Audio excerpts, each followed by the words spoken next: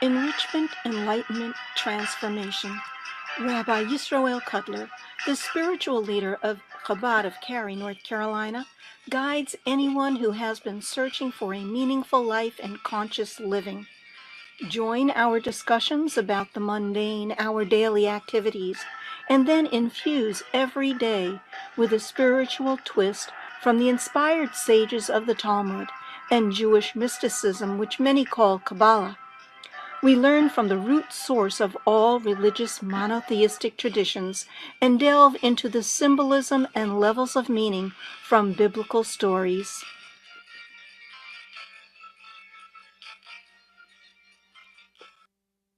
To everyone here, those in our room here in Cary, North Carolina, as well as anyone who might be tuning in from all over the world. It's good to have you with us.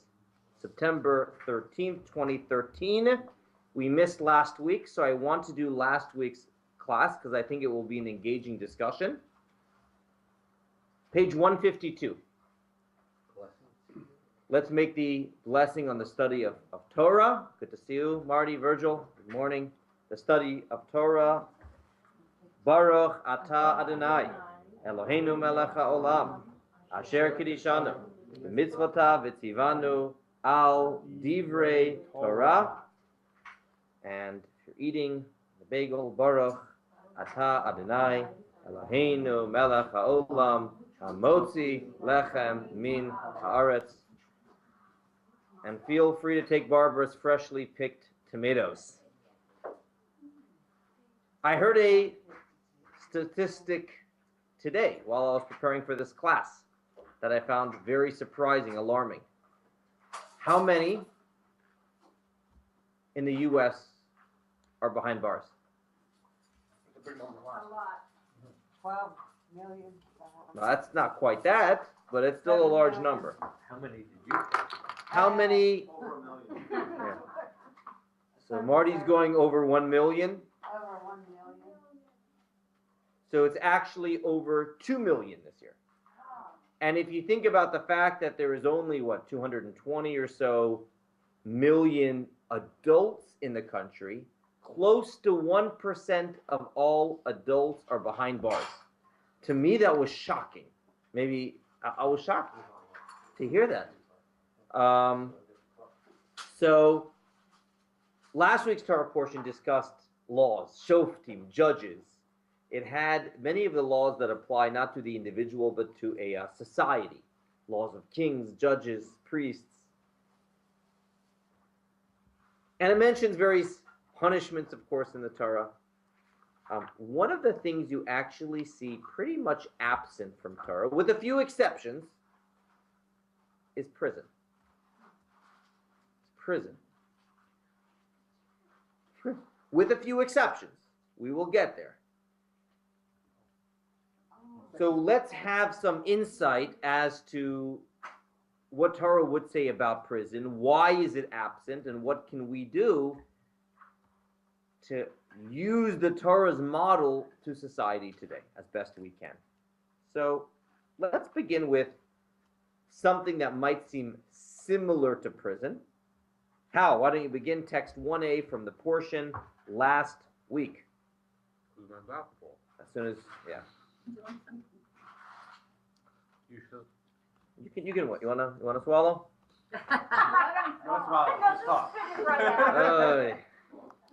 You shall separate 3 cities for yourself in the midst of the land which the Lord your God is giving you to possess. Prepare the road for yourself and divide into 3 parts the boundary of your land, which is the Lord your God is giving you as an inheritance. And it'll be for every killer to flee there. And this is the case for the killer who will flee there, so that he may live. Whoever strikes his fellow to death unintentionally, whom he did not hate in times past. As when a man goes with his fellow into the forest to chop wood, and his hand swings the axe to cut down the tree, and the iron flies off the handle, and it reaches his fellow, and he dies, he shall flee to one of these cities and live.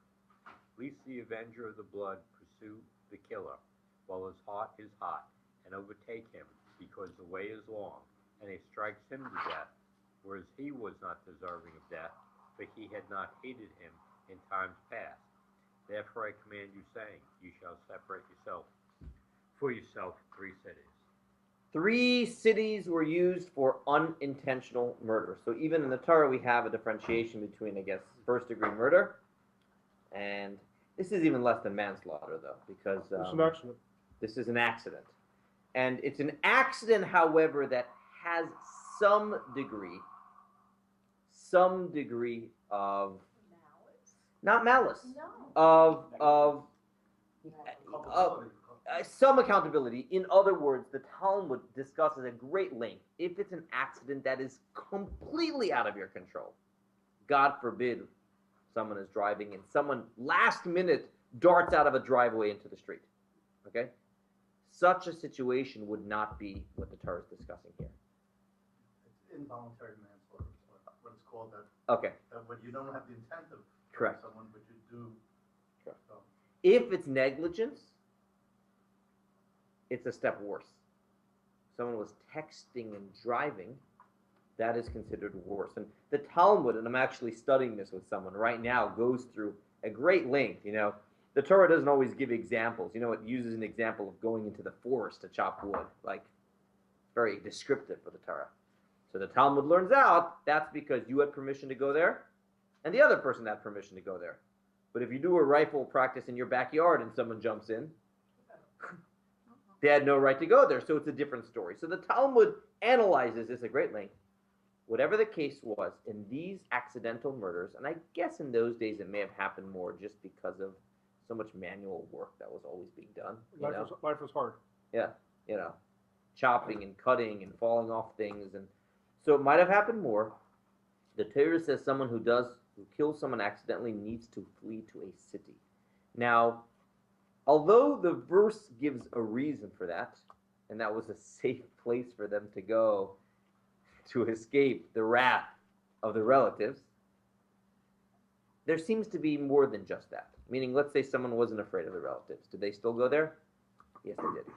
Yes, they did. They went to one of these cities of refuge, they were called. And then within the land of Israel, one in the north, one in the middle, one in the south, and as explained elsewhere, there was also some on the east bank of the river. Yes? You know why? Twice it says you did not hate him in times past, but not all murder requires that you hate.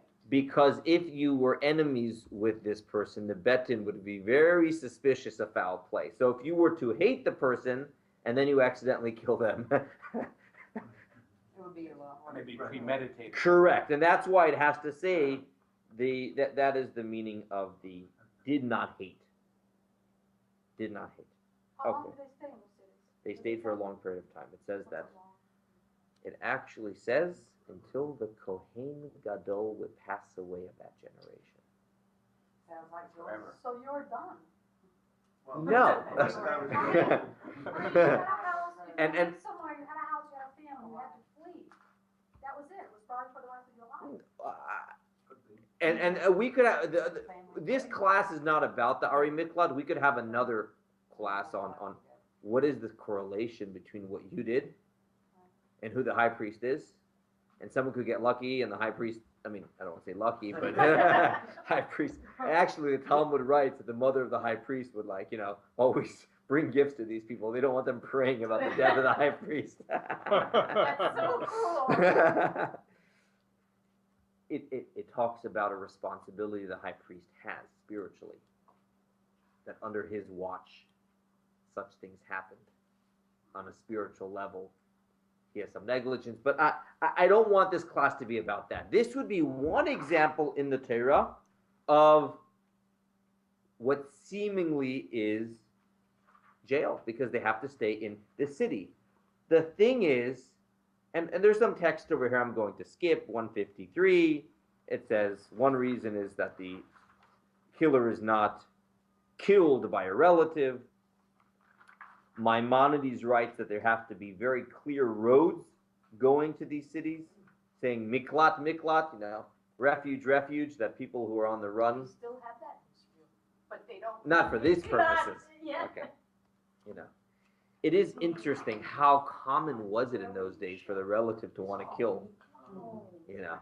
Well, I mean, if you look at the Arabs, it is their job, it is their duty to out the person who rapes or kills, and you cannot. Is that a generalization? Everyone? Is that? I don't know if that's. Well, a that's But it's sort in of the it. Torah too, the rape of Dinah, so, it's sort of, that was an ancient culture was at that the time, culture. even among Yeah, the yeah. Jews too. I mean, the Torah clearly says that is what. You know. It's okay to do that. Well, but the person had the right to escape it. But the fact that the Torah says the person had the right to escape Means that was seems the that culture. this was done. Yeah. This was done. Okay. Now, it was not just these three cities. Text 2b, very interesting. And 2b, All of the cities of the Levites served as a haven. Each is a city of refuge. This is indicated by the verses. And in addition to them, the 6 cities of refuge, which are dedicated to the Levite residents, you shall give them, the Levites, 42 cities. All the cities that you shall give the Levites shall be 48 in number. The verse thus, by combining the 42 and the 6 in one total, establish an association between them. They are all service havens. so it says there's these 6 cities of refuge, and then there's the 42 cities for the Levites, a total of 48. The fact that the Bible says a total of 48 suggests that the cities that the Levites had also served this purpose. So let me explain. The Levites didn't have a portion in Israel. All the other tribes had a region. The Levites didn't. They had specific cities that were Levite centers. They would teach there. They were the spiritual leaders. That way there's many more. Of the Levites, then they're actually, the numbers are not that much more. It's just that they were scattered. They didn't have one centralized area. They were to be scattered to be teachers to the Jews. Today there aren't that. I mean, are you a Levite by any chance? I don't think so. Oh, but there were more than the 6. Yeah, Yeah. that's what I'm saying, 42 versus the 6. Yeah, because the 6 Yeah. seemed like they were only there for the killers. They were probably kind of small. The other 42 were for Levites. I mean, God forbid, if you had to flee to one, you'd probably want to go to the other ones, right? A regular town that also served in this capacity. But everyone here is thinking jail. It actually is not. It actually isn't. You had a life there. You could have a job there. You studied Torah there. What it was meant to be was rehab. Torah recognizes that, God forbid, if one ends the life of someone else, your life is never the same. Your life is never the same. Was your family allowed to come? Not only was your family allowed to come, why don't you do text 2c? Well, Pam, why don't you do this? When a Torah student is exiled to a city of refuge, his teacher is exiled together with him. Oh my. I'm not taking responsibility for it. This is derived from the verse which states, "He shall flee to one of these cities, and he shall live." Implied, it is that everything necessary for his life must be provided for him. Therefore, a student must be provided with his teacher for the life of one who possesses and seeks knowledge without study is akin to death. Similarly, if a teacher is exiled, his academy is exiled with him. So certainly this is not jail. This So, is that their life is now moved to another. Now you're going to ask, what about the teacher's other students? So why can you get a different teacher? Yeah, I don't, the details of this I'm not an expert in. The point that I want to bring out from here is this was certainly not jail. This was the recognition that your life is never the same. What was that book I heard about? It's based on a true story where someone accidentally killed someone. And they were driving, they accidentally killed someone.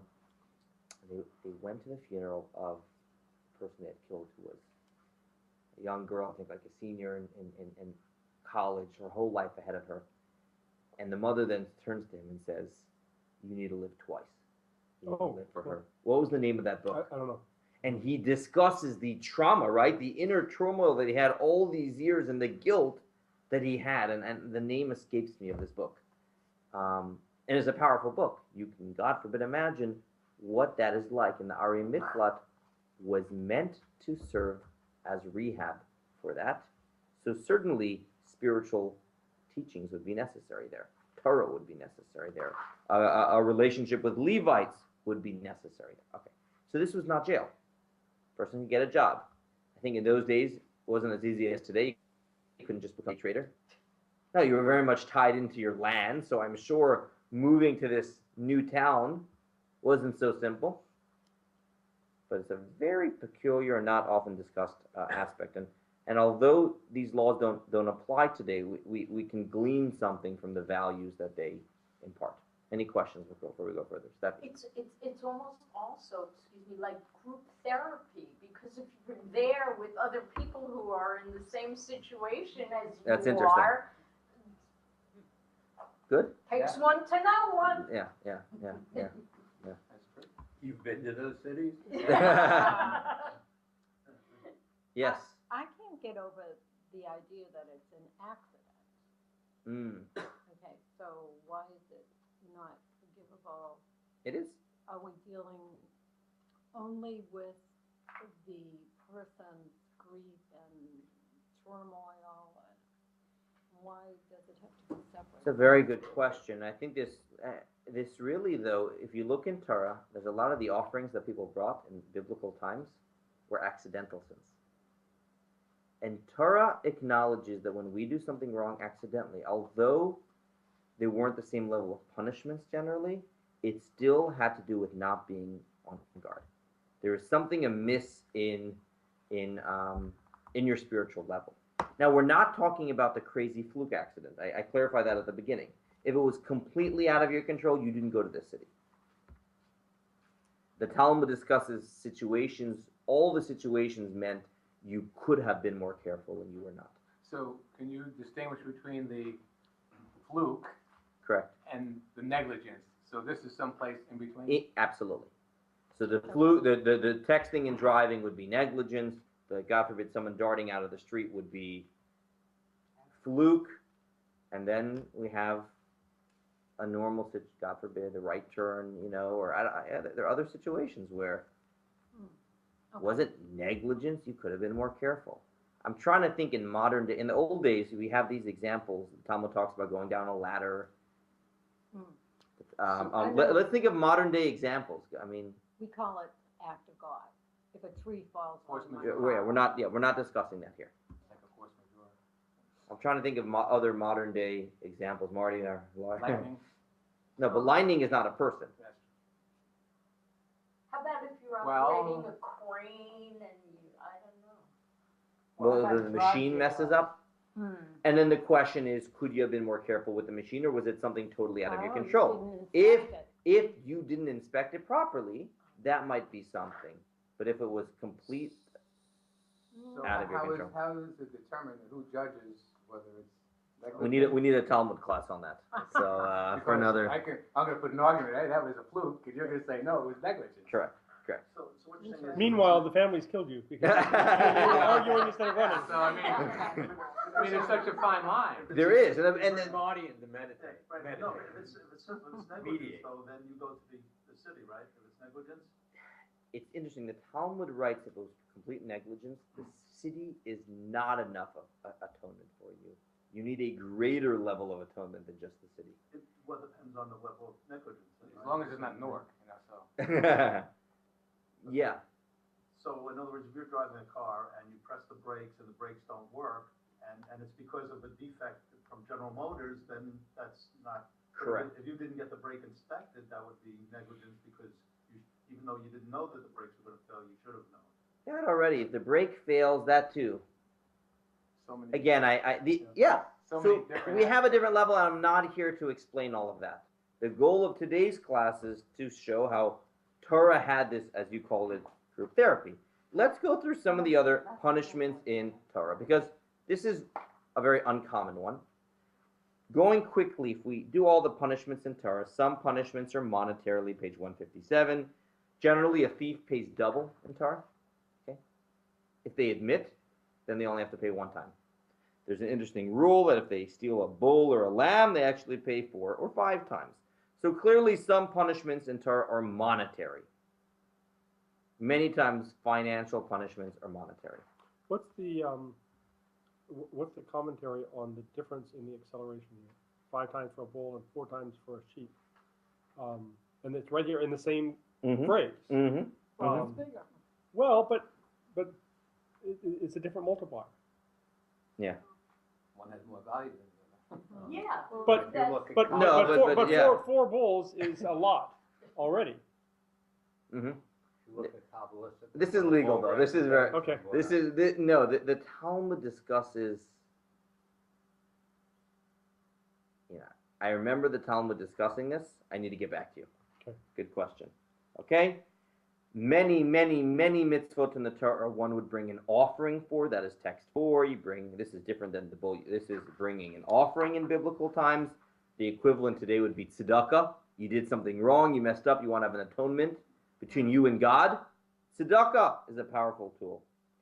In biblical times, you had something called makos, which was.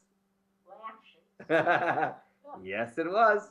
There was makos, and then you have the cases, of course, in Torah of capital punishment. Though I've said on many occasions, when you read the Bible and scriptures, people often quote all the ones punishable by death, death, death, death. The Talmud in Tractate Makos, the same tractate, says two opinions. The first opinion says if a court put someone to death 1 in 7 years, that court had a reputation of being a bloody court. The second opinion says not 1 in 7 years, but 1 in 70 years, which shows just how uncommon that was. And I don't want to have a whole class about capital punishment here. That would detract again from. But what we see in all of this, there was the capital, there was the floggings, there was the monetary, there were the offerings. What is absent from the Torah is prison. And that should set off a light bulb in our mind. That's very much absent. Yes, Debbie? I just wanted to say it's also skila, the stoning. But then the Talmud says there really never happened. That's once in 70. Because when you learn the Talmud and it discusses the conditions that have to be in place in order to carry it out, one sees how uncommon it was. I've said before, I'll say it again briefly now, that in Torah there are actually 2 types of punishments. Okay, you don't have this in other faiths. There is the in reality, this is the deserving punishment. In actuality, in the physical world, this is the applied punishment. The written Torah lays out no. In some realm, when someone commits this, spiritually, this is really what is happening to them. The oral tradition then comes and says, yeah, but that's practically not what happened. At least it didn't happen once in every 70 years. It took the witnesses and the this and the that and the that. In our reality, it didn't actually happen over here. So there's actually a disconnect between what's written in the written law and the way that was always understood and actually carried out. And it's an important distinction to have because so often people will quote to the written Torah and say, see, the Bible says it. And I think that distinction is important. In other faiths, they may not have that distinction. In Judaism, there was always a distinction between, I guess, deserved and not. Another example would be when the Torah says an eye for an eye and a tooth for a tooth. And you know the Talmud writes it refers to what? Money. So what's the obvious question? So why not write that? Why not write that? If it refers to financial compensation, which it does. Rashi tells us from the earliest of times, earliest records we have, it was never interpreted literally. Never. The oral tradition says it means financial compensation. And it's alluded to because it says yishalem, you should pay an eye for an eye, tooth for a tooth. It doesn't say you should knock an eye for an eye, a tooth for a tooth. But then the question is, why not say that? Like in the verse we looked at a minute ago, it did say that. It was quite clear. So one possibility is because of the higher reality. A person shouldn't think, all right, I paid for the value of the guy's tooth. No. On some plane, on some spiritual dimension, when you hurt someone, guess what? That defect then goes to you. The money doesn't just make it up. Oh, in our physical world, what did the bet din make the person do? What's the best you can come up with in our world? Money. The money. But don't think that the money is a replacement. It's the best for our reality. So that is one possible interpretation on why there's difference between the oral tradition. Let's go back here in this text. So what's missing from this discussion is prison. The Ari Miklat, the cities of refuge, is the best example of prison, but it isn't because you lived there comfortably, you had a job there, you had your teachers there. I never heard of a teacher going to prison with a student. Janusz Korczak went very close. What? Janusz Korczak Okay. went very close. Where in Tanakh do we have examples of prison? Joseph. Who puts Joseph in prison? Correct, non-Jews. So we see this interesting contrast, how Torah doesn't do it. Let's do text 6. And so Joseph's master took him and put him into prison, place where the king's prisoners were in prison, and he was there in the prison. And fast forwarding much later in the Tanakh, they get upset at Jeremiah and they strike him and they put him in prison. But all of this are not Torah Jewish examples. There is one other time in Torah where we have prison, but that was when someone did something they didn't know what the punishment should be, and temporarily it says they kept them in safeguarding. But not that that was the sentence, that was a way they held them. So if prisons and jails were part of society from way back when, why do you think it's absent from the Torah? And the few times in Torah where we do have it, it's really non-Jews doing it. Because of freedom and liberty. How can you be a religion of freedom if you're locking everybody up? Okay. Any other thoughts?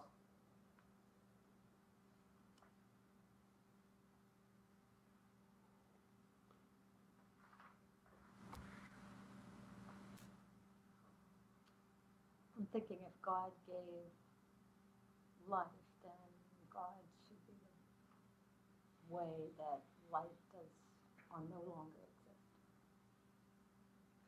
Anyone else want to share a thought here on why this would be so absent from Torah if it was so common in those days, even within Torah?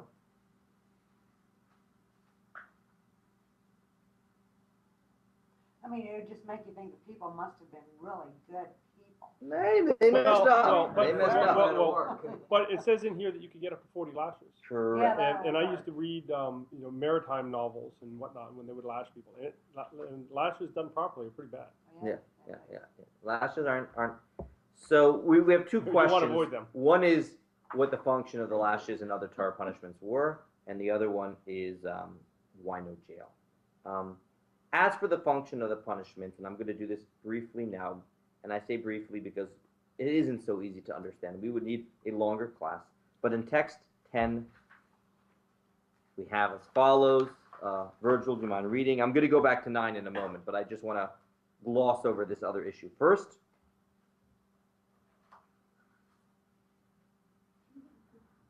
Though there are plenty of punishments in the Torah, nevertheless, the purpose of these disciplinary measures is to rectify the sinner so, akin to our Father who disciplines his Son in order to direct him upon an appropriate path. So just like you whip your kid, no, I'm kidding. Joking. The function of the Torah's punishments were not supposed to be vindictive, revenge. It was spiritually meant to be, this is what we call a kapara. We have the holiday of Yom Kippur coming up. It was supposed to be cleansing. It was supposed to be something in this world hurting you in order that your soul then becomes clean. And Maimonides writes something beautiful. Maimonides writes, Steph, you do this next text, 11a. Whenever a person sins and is lashed, he returns to his original state of acceptability as implied by the verse regarding administering lashes, and your brother will be degraded before your eyes. Once he is lashed, he is your brother. Similarly, all those liable for karet who receive lashes are absolved of karet. It doesn't remain on your record. You shouldn't have problems getting a job afterwards. Let's bring this home. Whatever had to be done was done. That was seen as a kapara. But when that was over, you're like everybody else. And Rabbi, the Alter Rebbe writes in Tanya, you're pardoned completely. No semblance or accusation is made against him on the day of judgment, neither in this world or in the world to come. So it was seen as a way to achieve kapara and a cleansing. How so? Why did it need to be this way? I'll save that for another time. But clearly, the punishments of Torah was for cleansing. The notion of jail is what? For isolation, to get him away from society. You're held in bondage in many ways, you know, you're not free, you have, not even free to think. I was once, and I'll introduce this next text, text 9, by this way. I was once visiting someone in prison. This is when I was a rabbinical student, and we would go on the holidays. We'll get to that a little bit later. And we were chatting, and this was more, not violent crime, this was, business, whole tax stuff, business kind of stuff. And he was asking me about my schedule and what was going on. And I mentioned in passing I was stressed out about something coming up. I don't even remember what it was. He turns to me. He says, I wish I was still stressed out about something. Oh. I'm not needed for anything here. And I'll never forget those words. I wish I was still stressed. I wish I was needed. And this was probably from someone who was accomplished in some capacity beforehand and made a mistake. And what they expressed is that they feel that their life is being wasted. That notion of serving time, being put this number of years, that flies contrary to the statement that we have in text 9 from the Talmud. Please. Rabbi Yehuda said, in the name of Rab, God did not create a single thing in his world for naught. For naught. Livatala, for nothingness. And if that applies for vegetation and minerals, how much more so does it apply for animal life? How much more so does it apply for human life? That every person has a role, everyone's indispensable.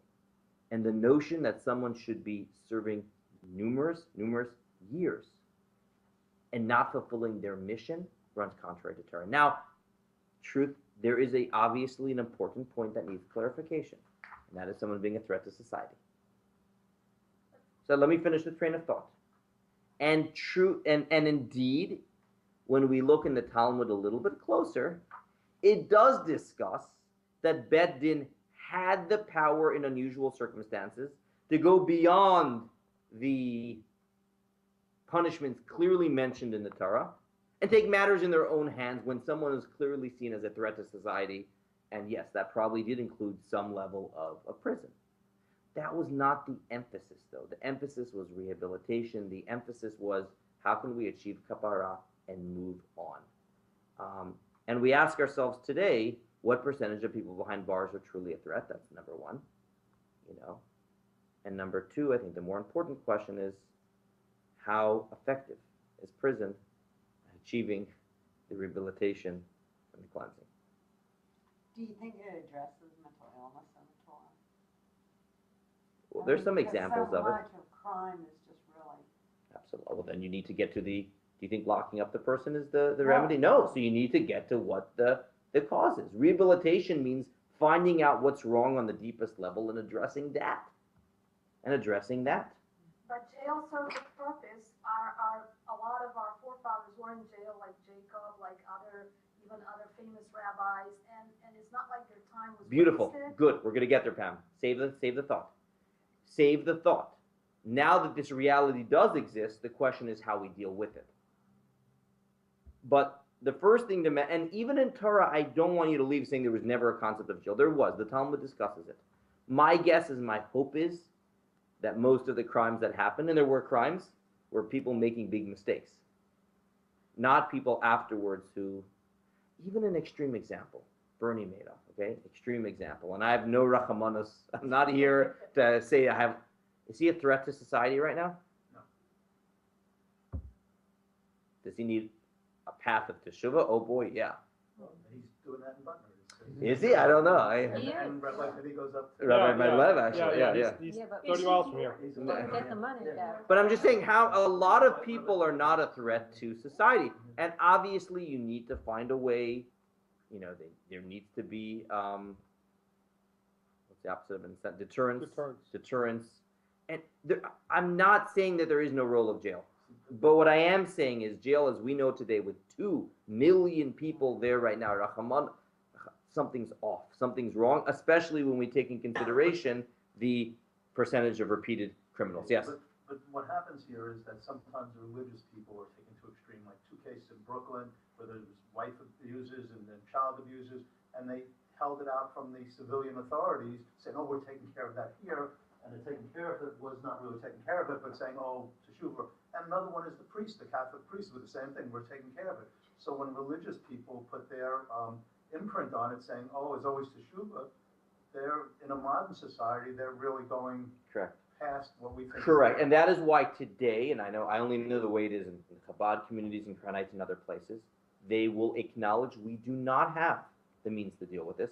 And they say today, Marty, thank God, over the last decade or two, there has been changes, and you can look, and they will say, go to the cops. Why? Because this person is a threat.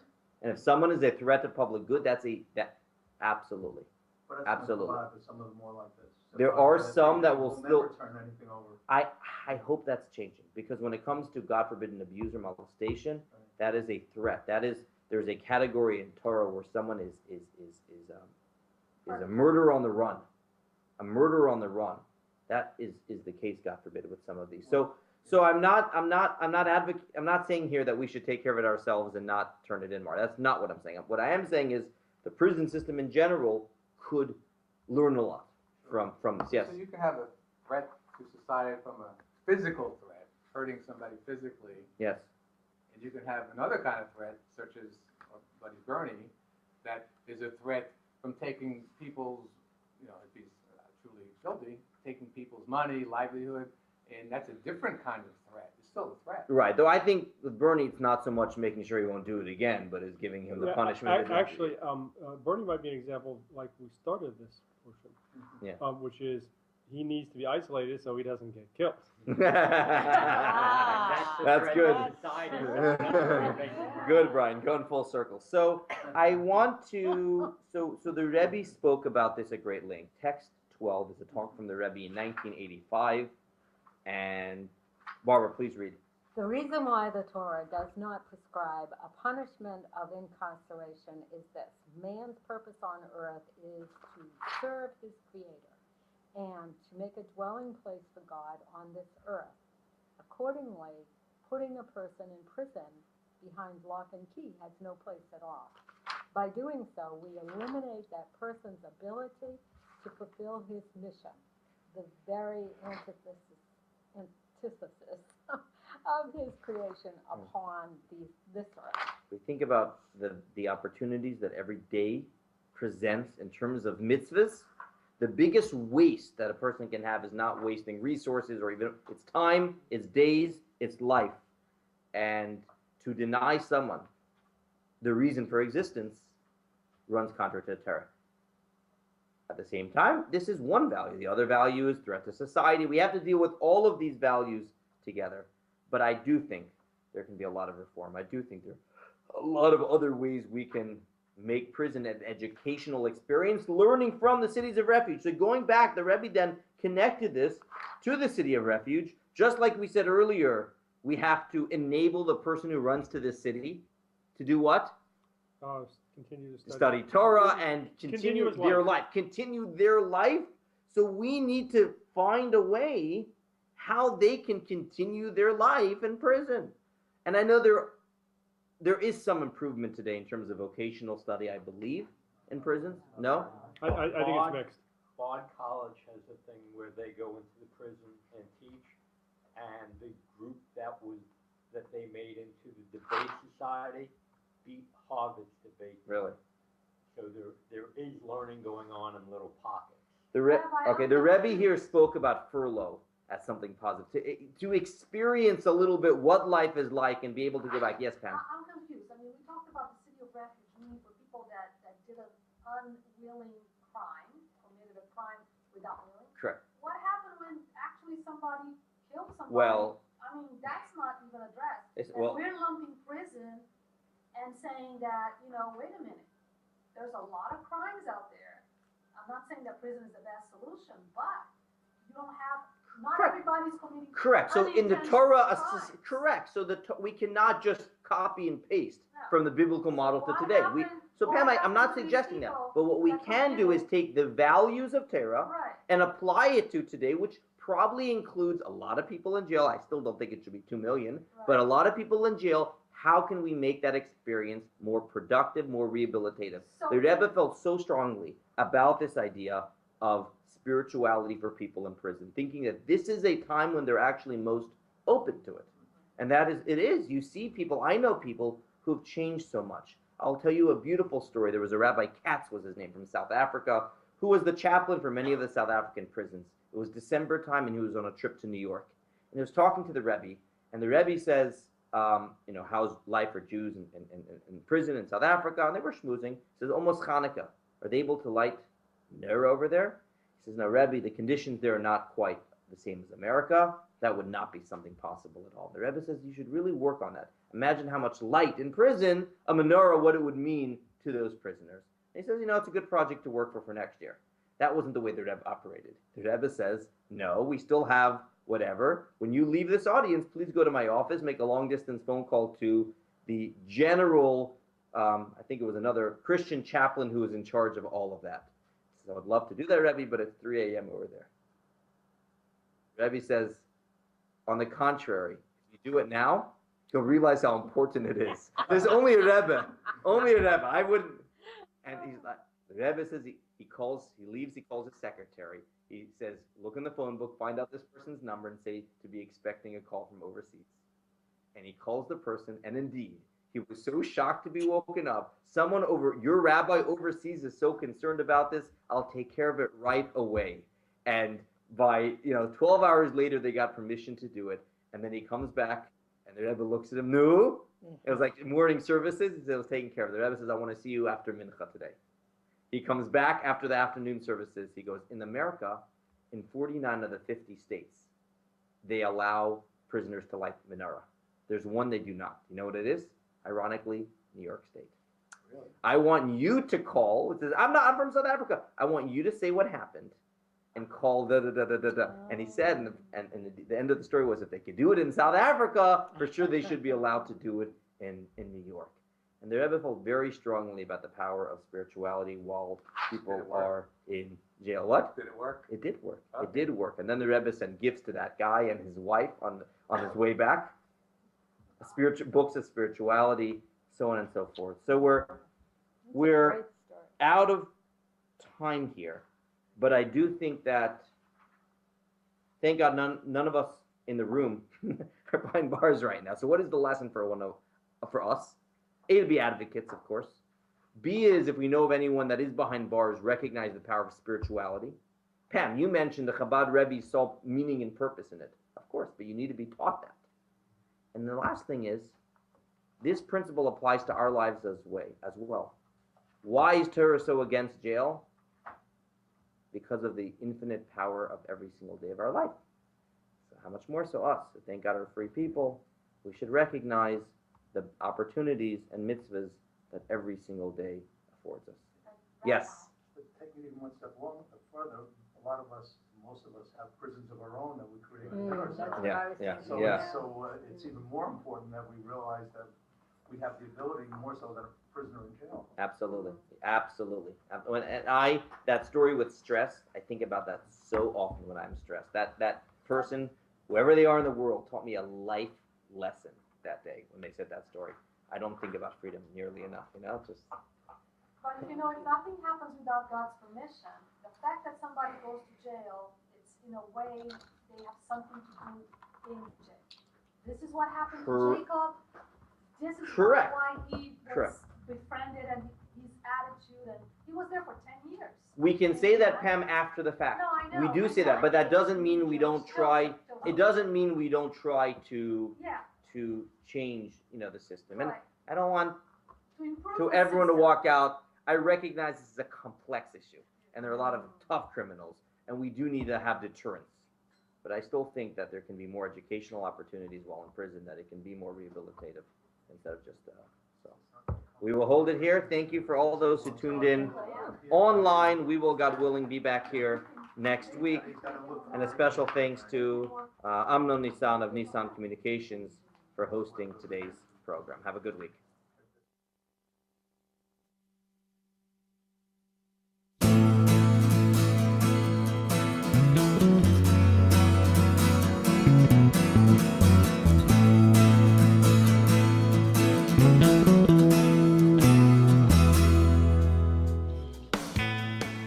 You are tuned to the Nissan Communications Network.